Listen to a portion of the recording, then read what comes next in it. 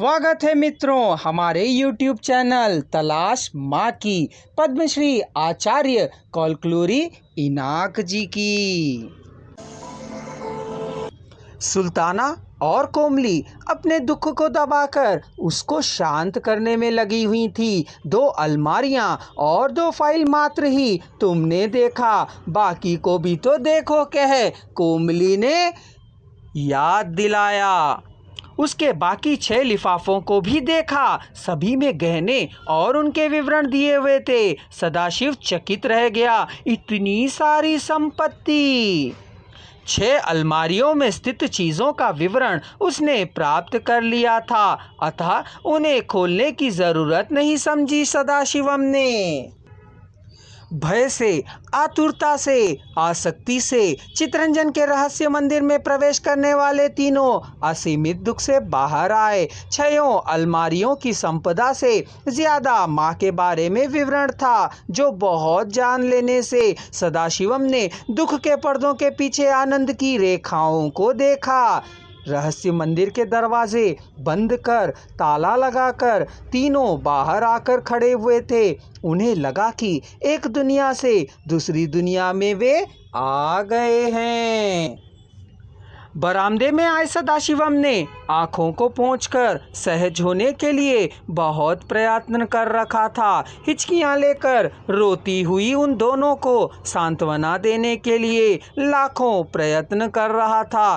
पता नहीं क्यों औरतों को रुलाई बुलाई से प्रत्यक्ष हो जाती है, कह उसने कहा। सहस्त्रों वर्षों से दोहन, शोषण, लूट, द्रोह, अपमान का निशाना बनने वाली स्त्रियों को दुख आक्रामित किए हुए रहता है। एक स्त्री को पहुँचे पराभव से दोरा जी के द्वारा क्षमा करने को कहने में, बेटे को भी क्षमा याचना करने को कहने में वह घटना कितनी तीव्र रही होगी, इसे समझने वाली स्त्री के आक्रोश करने में असंबद्धता क्या है।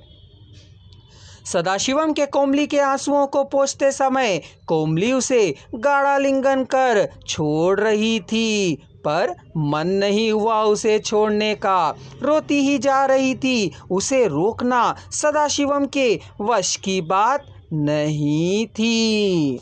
फूट फूट कर रो रही सुल्ताना की आंखों को सदाशिवम पोंछते समय उसने उसके हाथ को पकड़कर चूमा, पर वह निरंतर रोती ही जा रही थी।